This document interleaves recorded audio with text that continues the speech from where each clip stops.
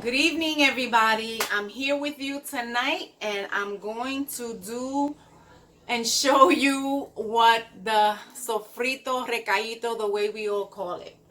You're gonna need a few things. You're gonna need cilantro. Usually it comes in a big bunch. I usually cut it in half because I make two. I already made some and put it in here, so I'm gonna show you how I made it. And we also have recao, or in other places like Walmart or another supermarket in other states, they call it culantro. Instead of the cilantro, they call it the culantro. And you'll be able to ask them and they'll show you what it is. So you want culantro, you want some cilantro, you want a red pepper medium, you want a green pepper medium, you want an onion medium, and you want some minced garlic. Minced, chopped, however, doesn't matter what the brand is, just get the minced stuff. It's gonna be fun. So what you want to do is grab your recao or culantro, however you want it, and just break it with your hands. You can do it in a food processor or you can do it in a blender. I am using my Ninja food processor blender, everything that it is, a bunch of things in one. And again, I'm gonna grab this.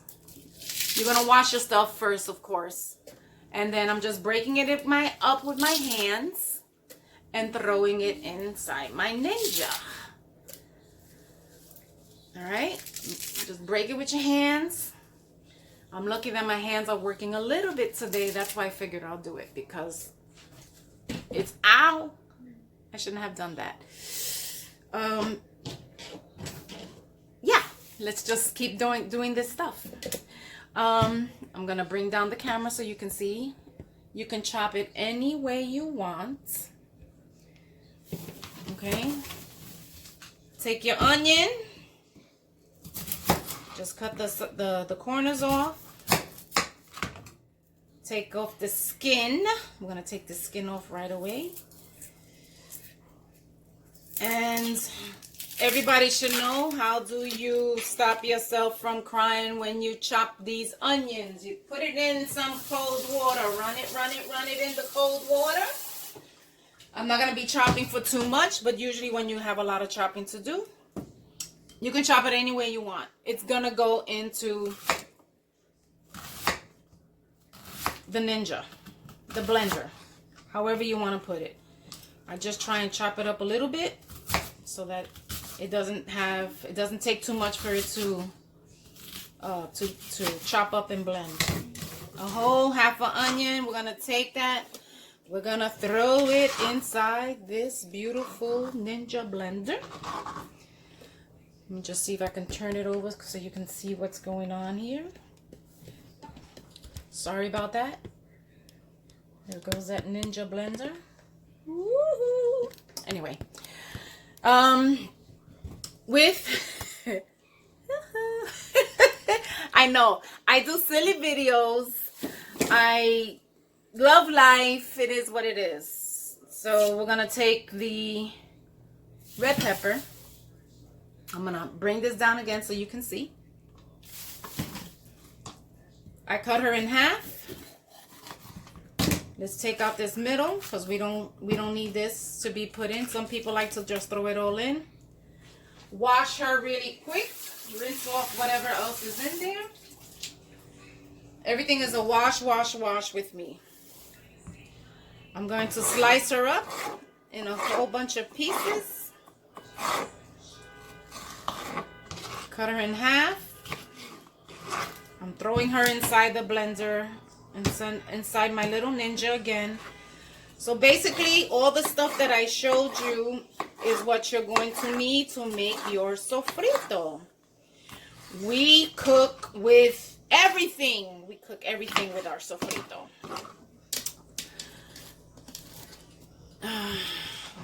Last but not least, let's get this green pepper going.